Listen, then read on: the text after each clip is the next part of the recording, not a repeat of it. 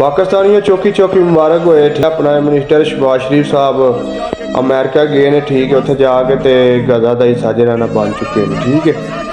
तो सोचे की गल है वे तुर्की भी है, ठीक है, सऊदी अरब भी, सऊदी अरेबिस्तान भी है, ठीक है, जिन्हें भी ममाली इस्लामी मुल्क ने, ठीक है, इन्होंने क्यों नहीं बुलाया गया भी, ठीक है, सिर्फ साढ़े भैन शहबाज शरीफ ने बुलाया गया, ठीक है।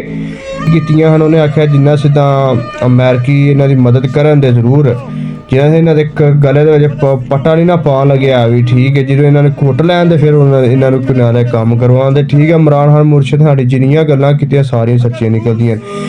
वाहद एक फलस्तीन है दुनिया के मुल्क, ठीक है, जिन्हें पाकिस्तान का एटमी धमाका बनया तो इन्नी खुशी मनाई ही, ठीक है, किसी मुल्क ने इन्नी खुशी नहीं मनाई है भी, ठीक है।